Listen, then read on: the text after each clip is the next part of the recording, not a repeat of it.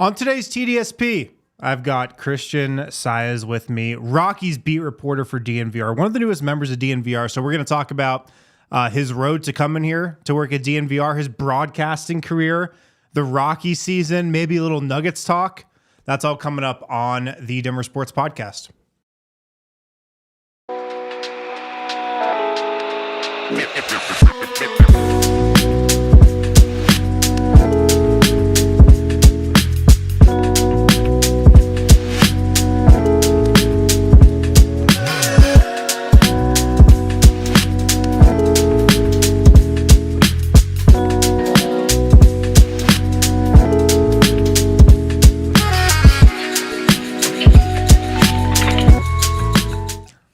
And we're live here on TDSP, the Denver Sports Podcast, on a Friday here in Studio B, Harrison Wind. I got Christian Saez, DNVR Rockies beat reporter, with me on today's show. Happy What's to up, be man? here, man. God, dude, this is a pleasure. I get to talk about something other than just the Rockies today. You love to see it sometimes. You know? Well, you don't want to talk about the Rockies for an hour here? We can talk about the Rockies for another hour, although that'll probably cover the entire season right there in 1 hour. Look, I give them a hard time because that's kind of all you can do. But I am super pumped to be, hanging out with you guys now, joining the team. And I always say that you can never be a true reporter until you've covered a team when they're at their worst. So I think that's a good point. This is just where I'm at right now. I think that's a good point. I covered the Nuggets when they won 30. How many games did they win in 2015? I think it was Not a lot. 37, Yeah. 35, 34. That was like 33. 33. I might have been even giving them a couple wins. The Chicago White Sox of the NBA. Yeah. Well, not quite that Not bad. quite that bad. But, Yeah. I mean, they were bad, even though there were some good things you could talk yourself into in the future. You could talk yourself into Jokic. He wasn't even, like a starter back then. Yeah. But They were moving somewhere, but that was the year where they realized that things needed to happen. That was actually the first year I ever moved to Colorado, because I moved from Seattle to Colorado when I went to Western State, Colorado. The second Western Colorado alum in this building, with Dre being the other one.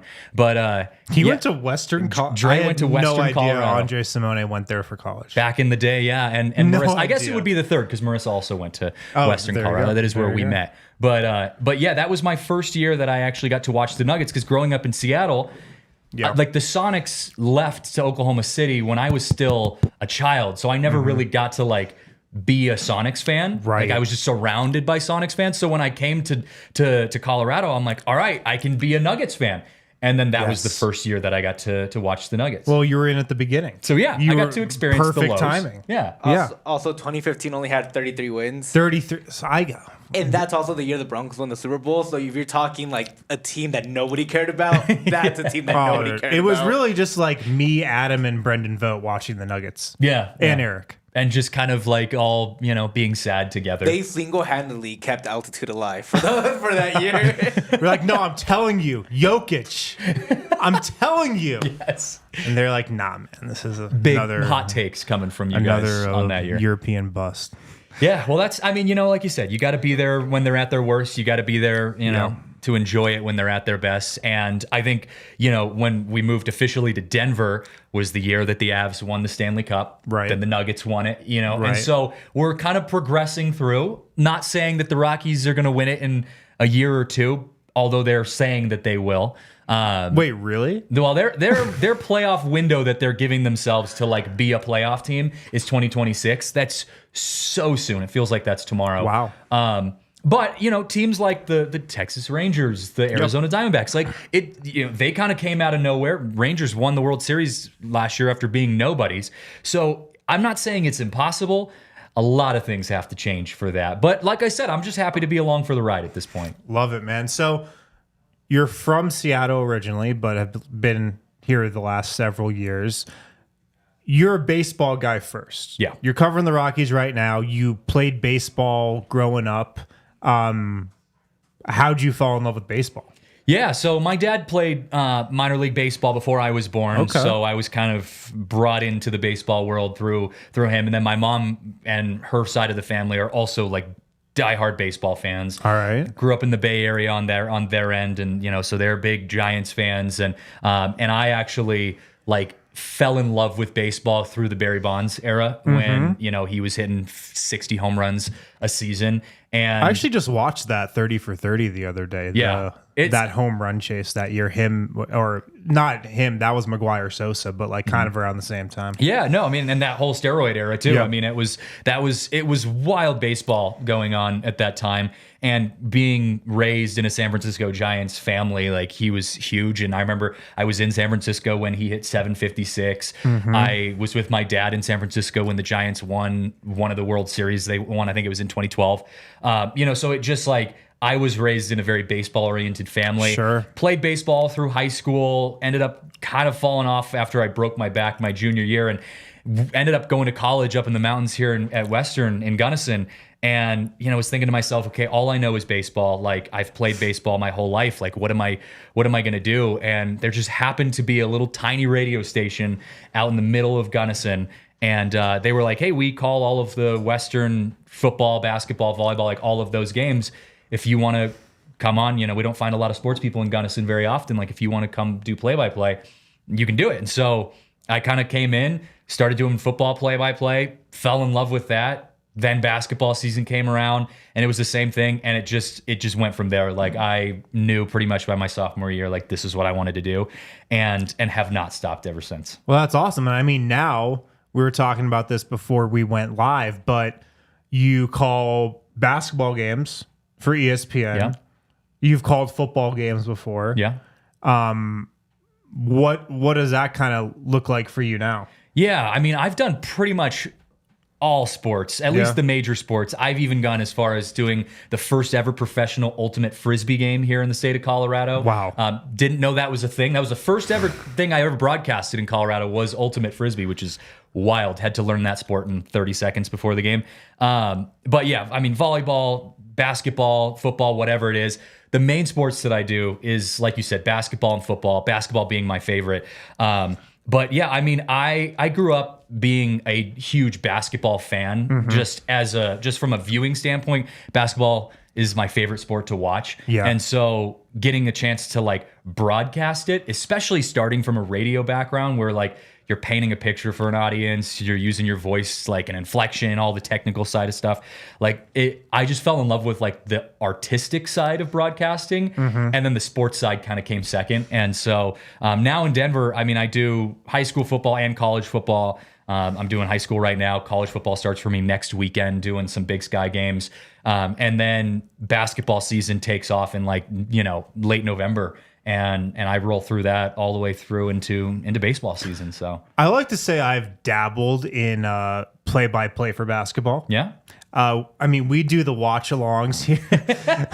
I heard a squeak from you here on that one. We do the watch-alongs here for the It's the same thing. playoffs. Yeah. We do the watch-alongs for big games here at the bar. I'm the quote-unquote play-by-play guy. You're the Mike Breen of the group. Now, it is tough when I've got Adam and Vogt and Dev talking over me the whole game. So you know how it goes then, But 'cause I that's a normal try to booth. be the quote-unquote play-by-play guy of the crew. That's the goal, at least. That's always the Dude, goal. it's so tough. Yeah. Doing play-by or being the Mike Breen role for basketball is so tough because there's no breaks. Well, I watched one of the most You're just impressive going and things. going and going. Yeah, and do it by yourself. That's at least you have like be grateful for the help that you have. Right. Because I've done so many games by myself. I mean, I did the Austin Eckler at Western era by myself, and even though Western was actually pretty good that year, like some of those games, you're just like we're getting beat by 50 against Mines, and you're like you're trying to find things to talk about. Yeah. I will say though, some of my favorite broadcasts to listen to, I think it's like Ian Eagle and company doing like CBS college basketball games, all those Eastern games. They usually have like 3 guys, maybe 4 sometimes for like the March Madness games in the booth. And it's just chaos the entire time. And I am so impressed by Ian Eagle's ability to just manage the entire broadcast, not only call the game, but facilitate the various talent that he has with him. It's insane. There was a game in the NBA playoffs last year. Kevin Harlan was play-by-play. and was it a huge dunk or something? He had the call where he was like, I can't believe what we just saw. Yeah. Or is that a March Madness game, maybe? It had to have been I think it was a March Madness game where there was some like crazy play in the last couple of seconds, like a 3-pointer, some turnover, another 3-pointer. Anyway, he's doing the call while holding whoever his color guy was back on, like in the booth there. Yeah. Well, and that's a part of it too, especially when you get like passionate color analysts like Dick Vitale, a perfect example. Like, he's the type of guy that will scream over you if you hit a buzzer beater. I can think of him and Dan Schulman doing games, back in the day, like Indiana, buzzer beaters, that kind of thing.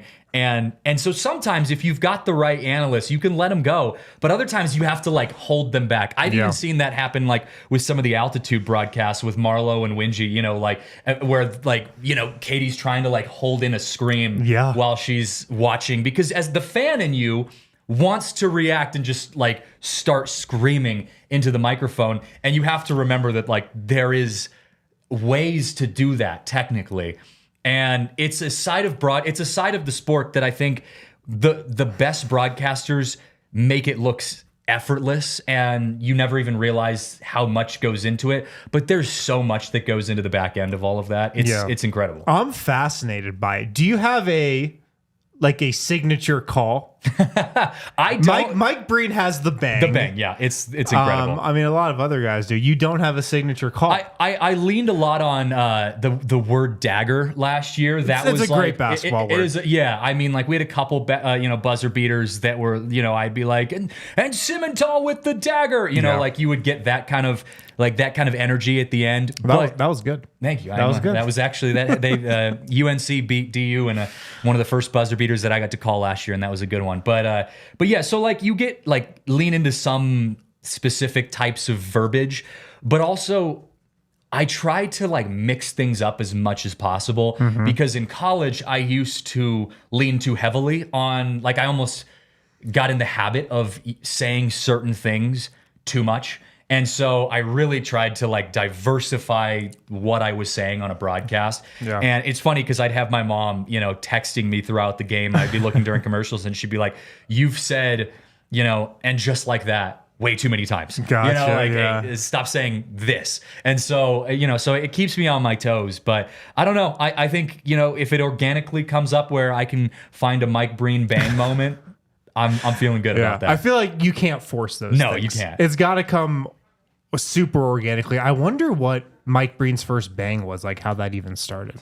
I have no idea, but I know like when it happens, you feel it. Like exactly what happened. Yeah.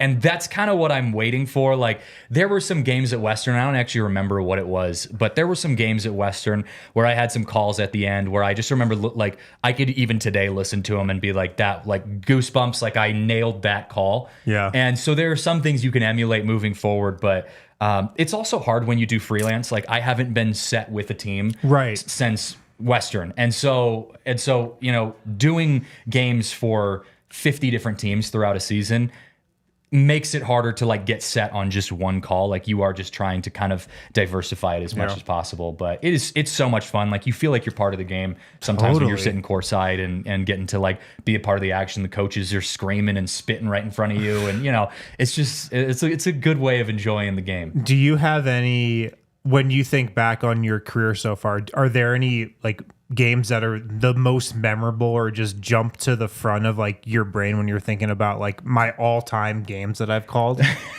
I'm gonna go the opposite. Or the worst I'll games? say the worst first because it is the first game that pops into my head.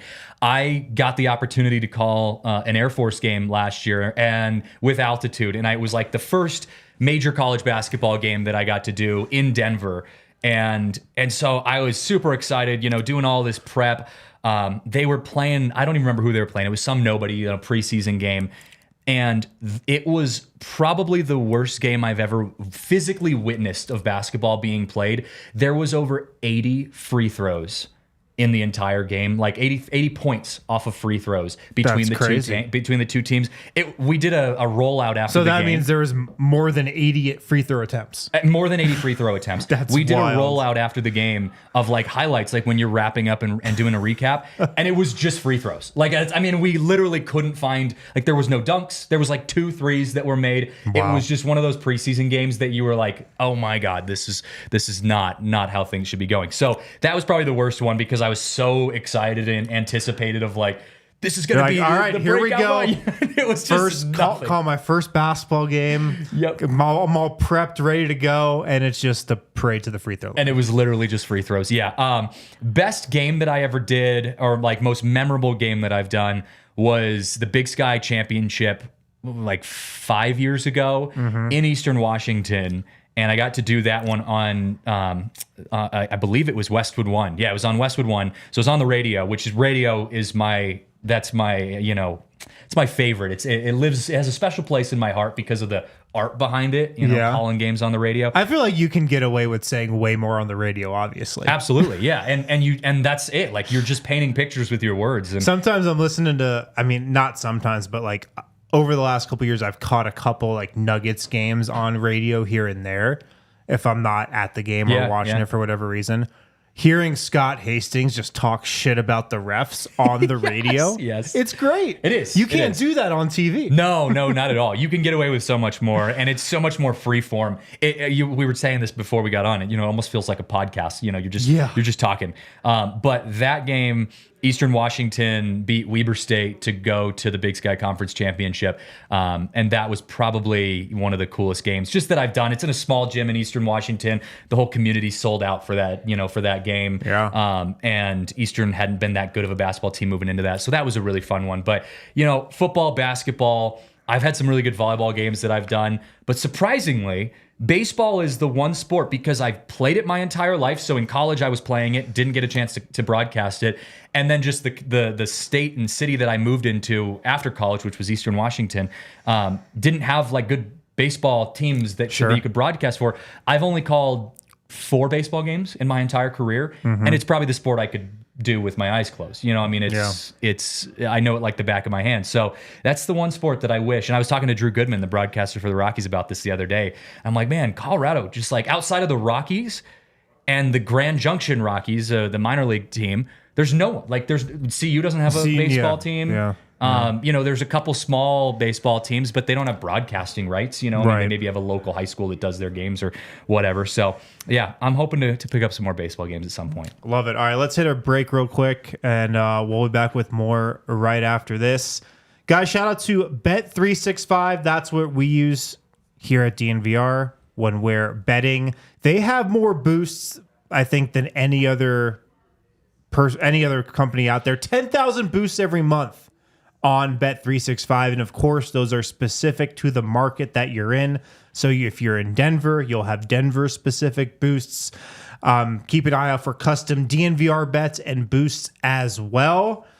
Whatever sport you're looking to bet on, Bet365, they have you covered. Of course, we're in NFL season right now, so they've got a ton of boosts. They did have a ton of boosts last night for that opening game, Ravens-Chiefs. They'll have a ton more throughout the entire season as well. So check out Bet365. You can download the app with that QR code right there on the screen. Use the code DNVR365 when you sign up. Deposit $10. You can get a bet and get offer. Place a bet of $5 or more. Get $200 in bonus bets. Or a first bet safety net offer. Place a bet up to $1,000. If your qualifying bet loses, you get a match refund and bonus bets. Must be 21 plus and physically located in Colorado. Please gamble responsibly. If you or someone you know has a gambling problem and wants help, call or text 1-800-GAMBLER. Also, shout out to Toyota. No matter what car you might be in the market for, Toyota, they've definitely got something for you. If you're looking for trucks, they've got the 2024 Tacoma, the return of the iconic 2024 Land Cruiser that happened this year. They've got 17 models with available all-wheel drive or four-wheel drive like the Epic 4Runner. They also offer more low and zero-emission vehicles combined than any other automaker to give customers numerous choices to reduce their carbon footprint. 16 different hybrid vehicles to choose from, like the Tundra iForce Max hybrid truck. Also SUVs, if you're going on the highway or up in the mountains, the RAV4, the Grand Highlander, great choices as well. Visit your Front Range Toyota stores at a location near you. AutoNation Toyota, Arapahoe and Centennial, Corwin Toyota in Boulder, Groove Toyota Littleton, Mountain States Toyota in Denver, Stevenson Toyota East and Aurora, Stevenson Toyota West in Lakewood. Toyota is the official vehicle of DNVR. All right, back here on TDSP with Christian Saez. You obviously have a broadcasting voice. I've been told that a couple times. Did you always have it, or is that something that you develop when you become a broadcaster? I can change it a little bit, but I did naturally have a really low voice. I hit puberty when I was like 12. It's funny because good to know. I was this tall when I was like, I think when I hit 13, I became this height. Okay, so you were one of you were like that tall kid with like facial hair in freshman year of high school. Everything but facial hair. The facial hair didn't come until like a month ago. But when I was like 13, the doctors were telling me and my family like, yeah, he's gonna be 6'3", 6'5", like he's on track. Yeah. And I just never grew again after that. Yeah. So with that though came the voice, and I did kind of have that from a young age. But I listened back to the games that I called when I was in college, and it is like it gives me chills because I'm like I sound like I'm 15 years old, and I had the same voice, right? But just there is a way that you can shape your voice to be more of a play-by-play voice versus just like a conversational voice. And I think like I was just getting out there and just talking, which is cool. But like listening to the games that I call now and the way I can shape my voice to match the inflection of certain points and that kind of thing, it's totally different. Man, I've got to think you're right. That's crazy to think about. You said you've done a couple Rockies games, or not a couple Rockies games, but a couple baseball games in your career. You're covering the Rockies right now.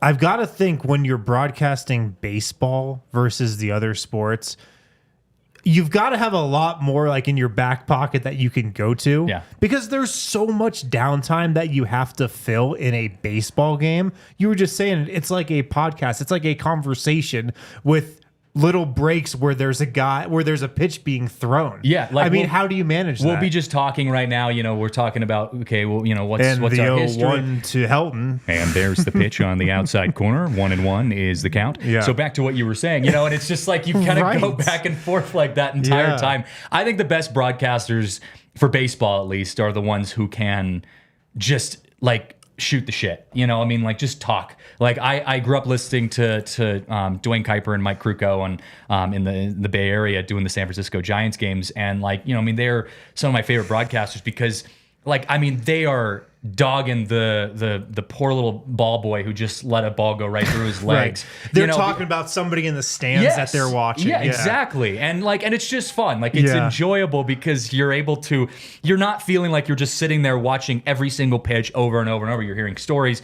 I was listening to the broadcast last night, and it was Ryan Spielborg's birthday. And so him and Drew Goodman, were going back and forth, and Spilly's got a ton of energy, so he's talking about the most random things possible, and Drew's trying to kind of keep it on track, but also recognizing that there's conversation going on. So baseball is a ton of fun though, because you can just go all over the place with it, and you can tell stories, and I love the storytelling side of broadcasting. So in basketball, it's like you got 5 seconds to get into a story before someone puts up a 3 or gets an alley-oop up there, and you're just like, I have to bail on this now. It feels like the only time for that kind of stuff in basketball is if it's a blowout. Or a timeout. Okay, there's a timeout on whistle blown, or they're wiping down the court, and I've got maybe 20 seconds to get a story in here. Yeah. Whereas baseball, you can... you pause kind of every time they pitch it just in case someone hits it, but more likely than not, it's like you can get a 2-minute conversation and nothing really happens. Who are some of your favorite broadcasters, any sport? Who are some of the guys that you have been looking up to forever? Dan Schulman's my guy. He used to do Sunday Night Baseball, and he's the voice of baseball in my mind, even though he only does the Blue Jays now. I think it's the Blue Jays, but and then he does college basketball, so it's the same thing. I would listen to him doing basketball and baseball, and he just has that insanely deep voice that is recognizable from anywhere. Like you could turn his broadcast on and I would know exactly who it is. I actually am one of the few people that loves Joe Buck. Okay. I'm a Joe Buck fan. Why is that? Well, so this is from a broadcasting standpoint. There's a nostalgia side that I add in there as well because I again grew up listening to him in the World Series. Yeah. You know, watching him in the NFL games that he would do, the Super Bowls. You know, Joe Buck is an iconic broadcaster, whether you like him or not. And I'm Joe Buck. Yeah, and he has got some things to say, that's for sure. But I think the style of his voice is very rememberable to me, but also from a technical side of things, as someone who's does play-by-play for a living, he is insanely good from a technical side of things. Now, some of the things he says might be a little out there sometimes, or very obvious, you know, like, oh, the team who scores more points wins. You know, it's like those kind of things. You're like, oh, really, Joe Buck? Like, of course. But from a technical side of just knowing when to let, you know, the game speak for itself, knowing how to, you know, craft stories, all of that kind of stuff. He's a technically sound broadcaster. And so I always loved listening to Joe Buck. So that's my national guys. Locally, I think, you know, Drew Goodman does an incredible job here. He is great with the Rockies. A good storyteller. He's got a good voice. You know, he also, like you were saying earlier, knows the team just because he's been with the Rockies forever. Yeah. It's funny because there are so many broadcasters. It's one of those things where, like, if you get in with a team, you're probably staying there for like 40 years until you retire or until you can't do it anymore. I mean, I know so many guys that, you know, mentored me or that I worked with, you know, over, you know, the last 10 years that have been doing that specific team for like 20 plus years because they just got their foot in the door and, you know, they're going to do it until someone tells them they can't do it anymore. And why would you leave? Yeah. I mean, you're getting to do, you know, in like my mentor, he used to do Eastern Washington University games. It's a small Big Sky. It's like UNC. It's a smaller Big Sky, you know, D1 team. But he just loved it, gets to call football, basketball, travel, you know, throughout the year and makes a living, you know, and it's like, what else would I ever want to do? And he's incredible. He could probably have done higher level things, but he just found his niche and stuck with it, you know? And so I credit the guys who, you know, can really stick it out for as long as they are. And there's some great broadcasters, you know, and especially in baseball right now, just because I'm in it. But Mike Breen is another one of those guys that I love. Of course. He's a classic. Locally, Marlo and Hastings have been doing Nuggets games forever. And also with them, they've been around the team for so long where they know the whole Jokic story. They know how this team was constructed. They know the history of the Nuggets. And like they've been doing games together long enough and they've been around this team long enough where there's so many like inside jokes with them that they'll put on the broadcast that are just perfectly placed and people get them because they've just been around the team for so long. And I love that about them, that they understand like the era that we're in, how we got here, where we are right now. The chemistry is chemistry with them is great. And then when you throw Katie in there as well, she's amazing too. I love that Altitude group. Yeah, I agree with you. And actually, my favorite of the Altitude guys, not on the Nugget side, Connor McGahey, I think, does an incredible job. And I know some people, he's great. You know, get caught up in he's very excitable, you know, in Avs calls. But I love that. Hockey is the sport you can go crazy. That's what I mean. Like, and I cannot stand broadcasters that are just too nonchalant about exciting sports. I understand it in baseball. I understand it in hockey.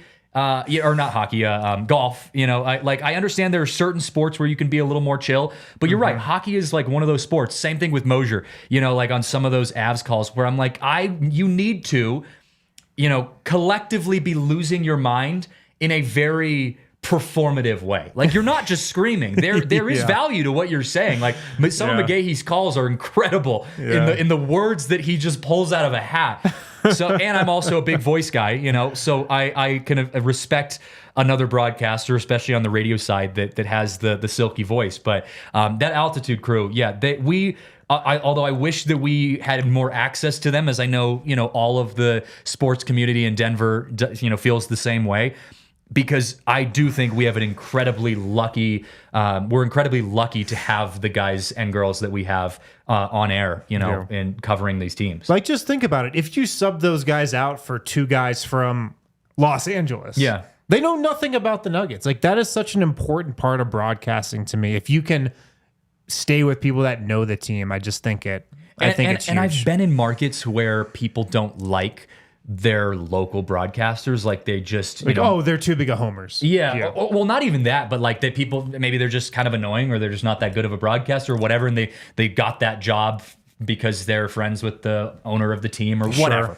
I've been in markets where that has happened, and it totally takes away from the enjoyment of the game, because it is a big deal. If you don't like the voice of the team that you're watching on TV every single week, that's going to affect how you enjoy the game. And that's why I think broadcasting is so important, because even though people are consuming the game in so many different ways nowadays, you're still getting included in highlights. You're still setting the foundation for the enjoyment of the game. And I think of it like this: in radio, you paint the picture; in TV, you provide context to the picture. And that's the way I always try to look at it for play-by-play is, if I'm doing a television game, like, I don't want to be taking away from what you're already seeing. I want to be adding to that. And so the best of the best, the guys you just listed, doing it locally here in Denver especially, they can do that really well, to the point where the fan really enjoys just listening and watching those games. Yeah, absolutely. Let's hit another break. We'll talk maybe a little Rockies, a little Nuggets on the other side. I want to get some of your takes on Nikola Jokic and the Nuggets too. Okay, let's do it. Right after this. Guys, I'm still calling it technically the summer. We got tons of events going on here at DNVR into the fall as well.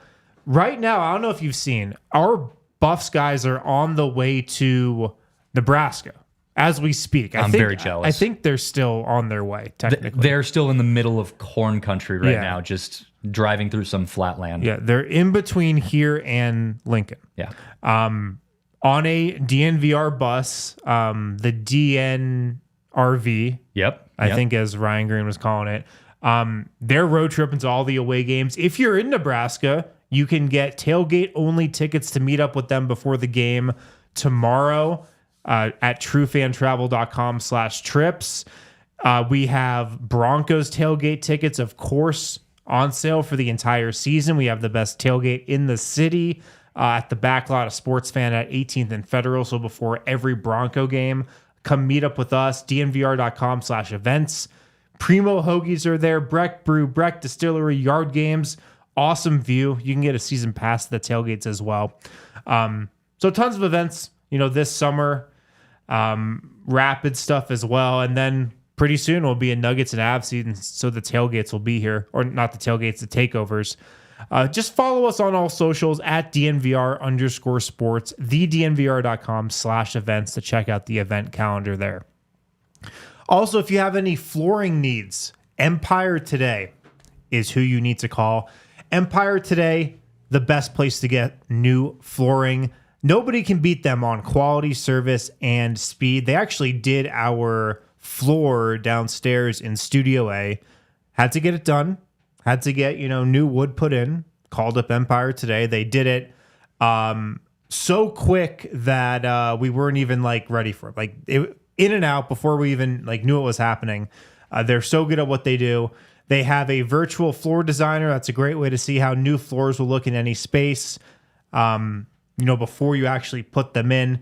So schedule a free in-home estimate today with Empire Today. All listeners can get $350 off when you use the promo code DNVR. Restrictions apply. See empiretoday.com/DNVR for details. All right, back here on TDSP. So you've been covering the Rockies for the last couple months for us. Yeah. Hasn't been the greatest season. They're 52-89. Not great. Officially eliminated from the playoffs. One of 3 teams. 32.5 games back at first place. Mm-hmm.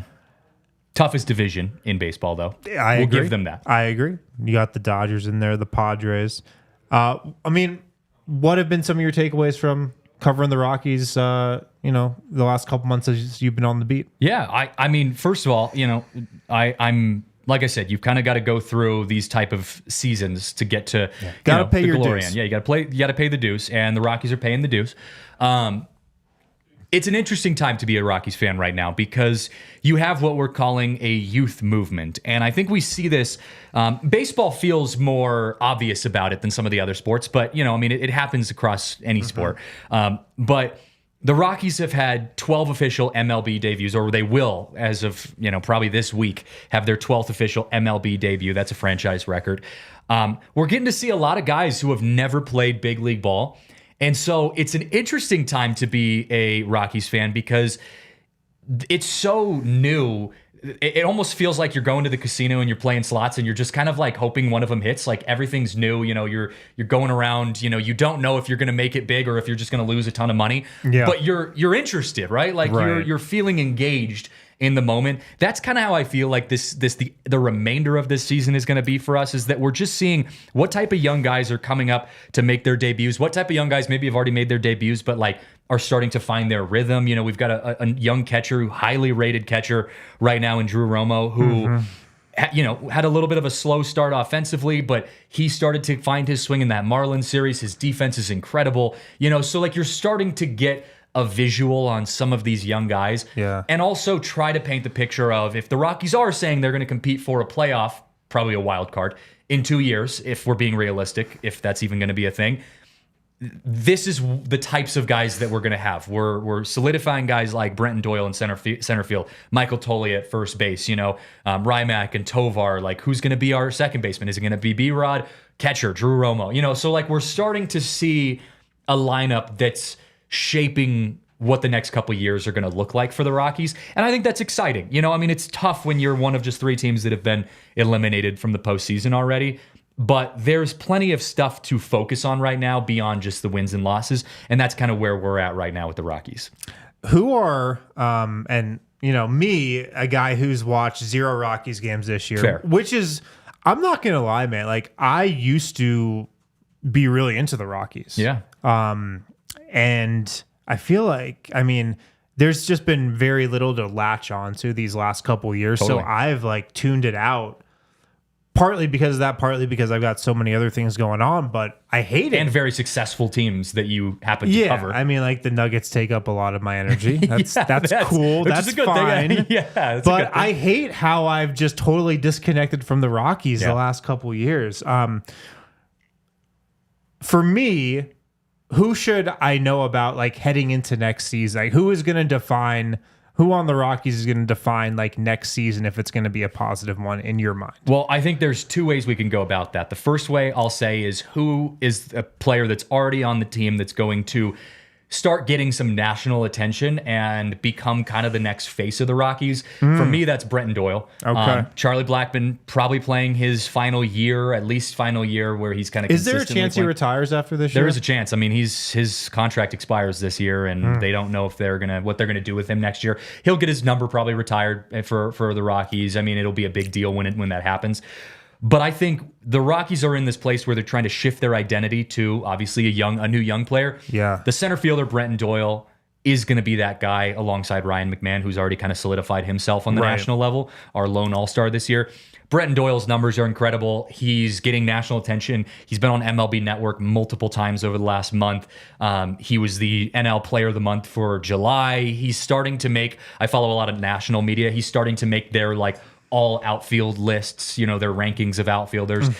He is in the top in the MLB right now in outfield rankings. And so I think people are going to start noticing Brenton Doyle. He seems like he's going to kind of become that face of the franchise moving forward if the Rockies can handle that well. I think on the flip side of that, if we're talking prospects, guys to watch in the coming years, Seth Halverson, we'll go with him first. He's a new pitcher, just came up, got his MLB debut in the Marlins series. I think he's going to be the future closer for the Rockies. Throws 101, averages 101 miles an hour on his fastball. Love that. He's got about 15 inches of vertical and horizontal movement on his fastballs and an 85 mile an hour changeup that just buckles guys' knees. And he can locate. He has not walked a single batter, and correct me if I'm wrong on this, I don't think he's given up more than just one hit in his 3, maybe 4 outings that he's pitched for the Rockies so far. It's been very minimal. Has not given up a run yet. He's only pitched 1 inning per outing. But he looks like a closer to me. He's got a good head on his shoulders. He throws hard. Looks like someone that you could have the lights turn off every 9th inning, bringing him out there at Coors Field. He's going to be fun to watch. And then Chase Dollander. Haven't seen him yet for the Rockies, but in the minors right now, he's the number 5 rated prospect in all of MLB.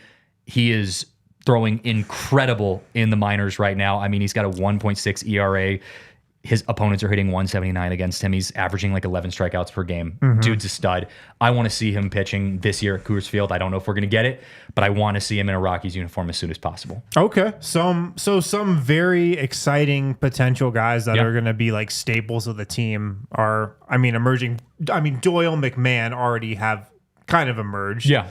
But then it does seem like there's some real legit guys in the pipeline, like for sure. Totally. And we have our, number 3 overall draft pick, Charlie Condon. Right. The Spokane Indians, friend of the pod, was on the podcast with me a couple weeks ago. He's a great, player that I think we could see. How quickly can we get him to Coors Field to like start bashing homers here? With the way the Rockies are playing, and if they have another bad season next year, I think he could be up next year. End of next season. I think he could. If they're bad. Yeah. I think normally it takes 2 years. Right. Think of how quickly we saw Paul Skeens, with Pittsburgh and he rookie of the year, possible.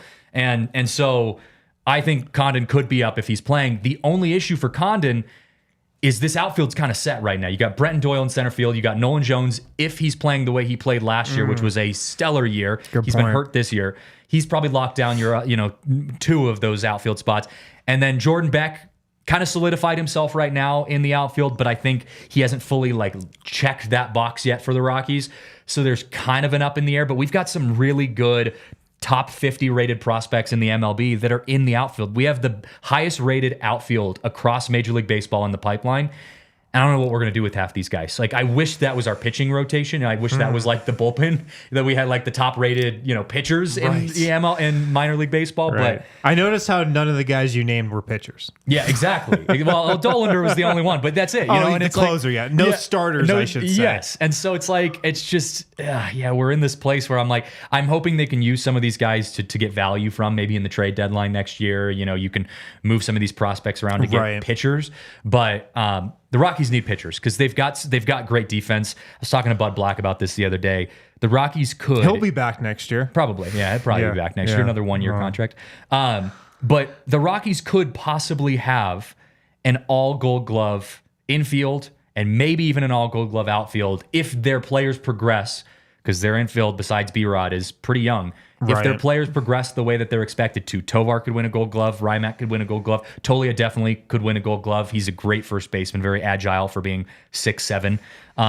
Just a matter of who do you put at second base is that's kind of the conversation. So that side of things is set. We're good on that. We just need consistent hitting, especially on the road. And God bless it, we need pitching. God bless it. Absolutely. I don't know. You have anything else about the Rockies? Or should we move on?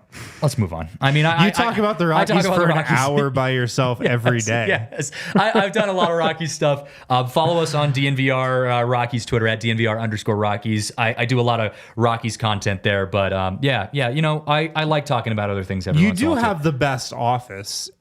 Being at Coors Field for games is incredible. That's incredible. And because it's baseball, they give me access to everything. Aren't the locker rooms open for 4 hours or something? 2.5, 3 hours. Yeah, before games. Yeah, the clubhouse is open for an hour, but you could probably just go in there. It's one of those things where their PR team. I actually brought. It's also September 6th. We've been eliminated. What are we really protecting here? Yeah. Well, I brought this up on. I wanted to get your opinion on this. This came up. Was it the last home series against the Orioles? So we were doing the media scrum for this Orioles series. Matt Holliday, former Rocky, we were talking to him before the game because his son, Jackson Holliday, is a star on the Orioles. So we do the media scrum with Matt Holliday. We're talking to him. We get this wholesome content of him and all his Rockies memories and whatever, and getting to watch his kid. So then we say, okay, we're going to go over to the Orioles side of things. We're going to go into the visiting clubhouse, me and 15 other media members, and we're going to go talk to Jackson Holliday. Okay. So we go in there. Everyone has their cell phones out because it's 2024 and we're all recording on our cell phones. We finish 15 minutes of talking to Jackson, all great positive content. We turn around and the Orioles PR person comes up and says, "Hey, sorry, should have told you this earlier, but you can't use any of that. Any of the footage you just took. We only allow our TV cameras. We don't allow cell phone cameras in the locker room." So I turned to some of the media members next to me like, "Hey, I'm kind of new, is that like, that seems weird, but is that normal for like visiting?" And they were like, "No, we've never seen that before." And so like, so they allow only other their cameras, but just not cell phones in the clubhouse. And I'm also like, it was irritating because I was like, why didn't you tell us that before all of us just recorded 15 minutes of footage? Yeah. And so the point though that I wanted to make, and what that would have happened if you used it? Well, none of it was bad, like it was all good. Right. It was all good national type content of like father-son relationship in baseball. Yeah, like, what a story. Why would you not want that out? So that was my point. Was I felt like that, like, what are we doing? Like, we're trying to grow the sport. Yeah. And they were instead saying you can't film with your phones, which I'm sure you do in the clubhouse for the Nuggets. Of course. I mean, the Broncos guys, I talked to them about it and they said, yeah, we do that all the time in the Broncos. Man. And the Broncos are way more strict on that kind of stuff because it's the NFL. Yeah. So I just thought that kind of thing was interesting. A lot of times PR departments don't understand like what their job is. And like they think to connect you with the fans. They think their job is almost like security. Yeah, you know? yeah. That's how it felt. Right. And that my takeaway was like that to me feels more of a dig on the fans because you're now in saying unless you watched our Baltimore, TV state, local, regional sports network, you can't get access to these stories. Yeah. And that felt a little off to me. But I mean, it's terrible. But the point is to credit the Rockies PR team. They're like, win or loss too. Like, I mean, this could be when they're going to the playoffs. They're the same way. I've heard nothing but good and experienced nothing but good vibes from the PR team where they know, like, it's about getting the stories in the hands of the fans where 90% of your audience is on social media. Right. That's where they're going to get their content. That's why we have a job. Right. So, right. Interesting side of things. Who's your guys on the Nuggets? What are some of your Nuggets takes that you've been crafting? Well, I'm a Gonzaga grad. Oh, you are? For my master's at least, or for my graduate.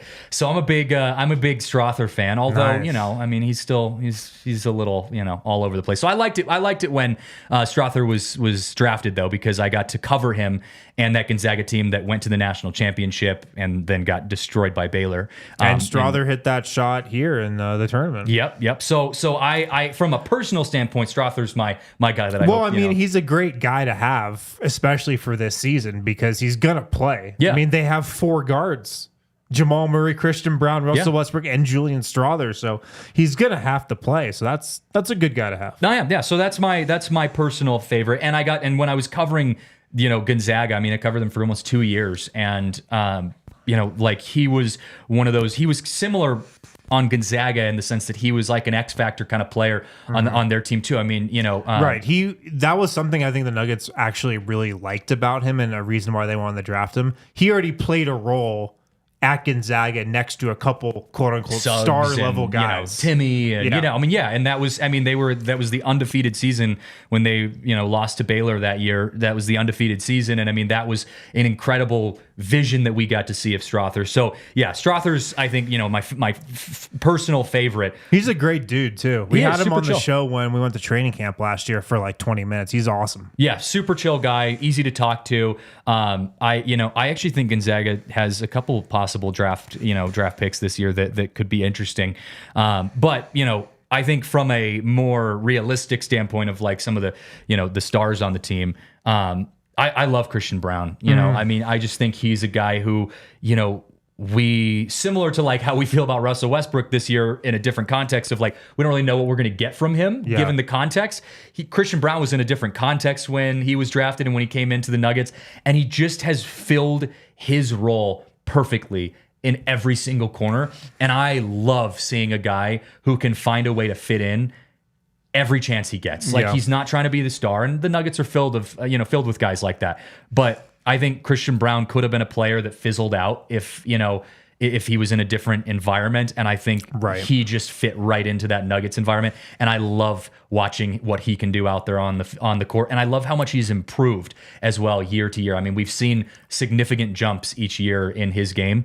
So yeah, I've loved Christian Brown. Christian Brown last year, and even maybe his rookie season, people were asking him all the time, like, what's kind of your mindset in your role playing next to Nikola Jokic and Jamal Murray, these star level scorers? Like, how do you fit in? And he's like, my role is easy. Like, I just do what I do well, and it perfectly complements those guys. I just hustle and play defense and cut to the rim and try to dunk and try not to like do too much. Yeah. And like, that's my role. He's always had just a perfect understanding of what he needs to do. And like, that's why it was such a great draft pick, because the Nuggets saw that he would fit that type of role, and he has. And there's no pressure either. Yeah. Like, that's the beauty of it. And I mean, he's fortunate to play on a team like the Nuggets where you've got, multiple all-star caliber players on your team. There's no pressure for you to be the guy. Right. You can relax knowing that you do what you do well, and it will complement. It will fill the gaps for everyone else. So I love watching Christian Braun, but I want to make the comparison here because Jokic is obviously the star of the Nuggets and the star of the NBA. He is the GOAT. I want to make the comparison because I think we're in an era in both basketball in the NBA and Major League Baseball where we have arguably two of the greatest to ever do it in our time playing at the same exact time. Shohei Ohtani with the Dodgers, putting up historic, incredible, never seen before numbers, and also doing it in the most impressive ways ever as a pitcher, as a hitter, defensively, stealing bases. Like, the dude is unbelievable. Jokic is doing the same thing, where it's just like every single game you want to like slap yourself and be like, I'm dreaming. This isn't real. And we're just so we're just blessed from the heavens that he happens to be on our team. But even if he was on another team, you would still recognize that like what he's doing is incredible and something that I will tell my grandkids.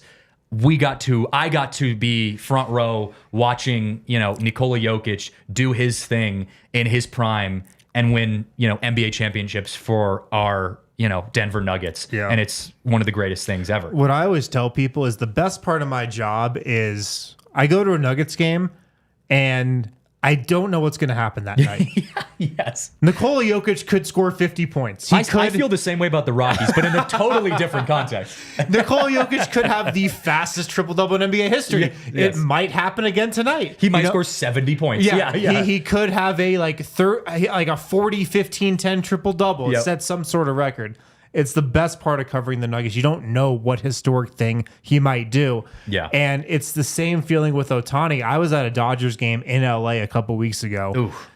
Yeah. Old. Yeah, I know. Well, my wife is from LA, and I dated a girl from LA, and I don't want to get too much into that. Yeah. But, it's unfortunate, but now we have a kid together. Oh, so a little half. Yeah. You're like, that is unfortunate. I was at the Out of all the Dodger teams. game. And, we were in a suite. No, not trying to brag, but we were in a suite for some event. And, in a suite at a baseball game, you're not always paying a ton of attention to the game. You got drinks, you got food. The CU North Dakota State game was on as well, so we're watching that. Ooh, yeah. That's But tough. every time Ohtani came up, everybody went out to the seats to watch. Yeah.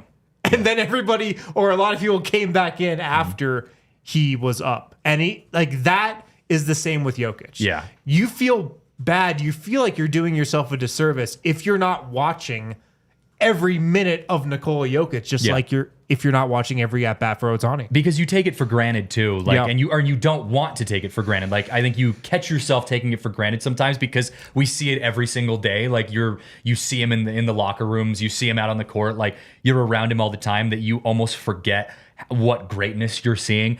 I don't know if you saw this, but when they had the Ohtani bobblehead night at Dodger Stadium the other day, did you see the lines?